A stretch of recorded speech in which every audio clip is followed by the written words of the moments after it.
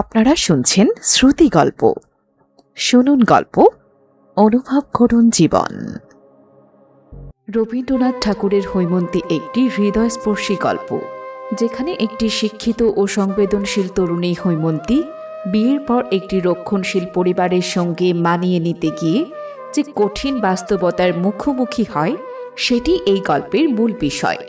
গল্পের নায়ক অপূর্ব, আর তার সঙ্গেই বিয়ে হয় হৈমন্তীর। হৈমন্তী শিক্ষিত, সরল, স্বাধীনচেতা এবং সত্যবাদী স্বভাবের মেয়ে। বিয়ের আগে সে যেই পরিবেশে বড় হয়েছে, সেখানে তার ব্যক্তিত্ব ও মতামতের মূল্য ছিল। কিন্তু বিয়ের পর শ্বশুর বাড়ি এসে সে সম্পূর্ণ একটি ভিন্ন সামাজিক পরিবেশের মুখোমুখি হয়। শ্বশুর বাড়িতে হৈমন্তীর সরলতা ও স্বাধীন চিন্তাভাবনাকে সবাই সহজভাবে গ্রহণ করতে পারে না। বিশেষ করে পরিবারের সামাজিক মর্যাদা, অর্থনৈতিক অবস্থান এবং লোক দেখানো মানসিকতা নিয়ে নানা ধরনের চাপ তৈরি করা হয়। হৈমন্তীর বাবার আর্থিক অবস্থা ও পারিবারিক পরিচয় নিয়েও নানা প্রশ্ন ও অপমানজনক মন্তব্য করা হয়। অথচ হৈমন্তী নিজের বাবাকে অত্যন্ত শ্রদ্ধা করত ও ভালোবাসত। তবে সে কোনো মিথ্যে বলে নিজের পরিবারের সম্মান রক্ষা করতে চায়নি।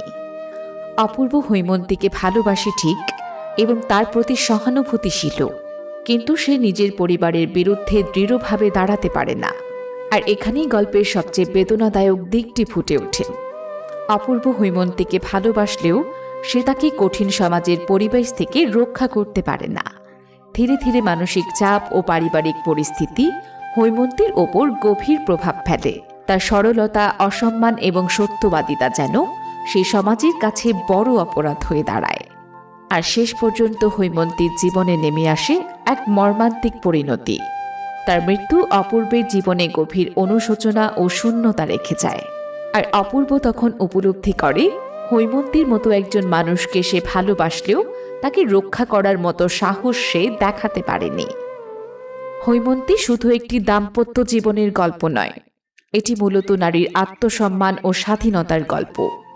রক্ষণশীল সমাজ ব্যবস্থার সমালোচনা, বিয়ের পর নারীর ওপর সামাজিক চাপের চিত্র, ভালোবাসা থাকা সত্ত্বেও প্রতিবাদ না করতে পারার অক্ষমতা, এবং একজন নারীর প্রতি সমাজের অন্যায় আচরণের গল্প। হৈমন্তীর ব্যক্তিত্বকে বদলে দেবার পরিবর্তে সমাজ যদি তাকে বুঝতে ও গ্রহণ করতে পারত, তাহলে হয়তো তার পরিণতি অন্যরকমও হতে পারত।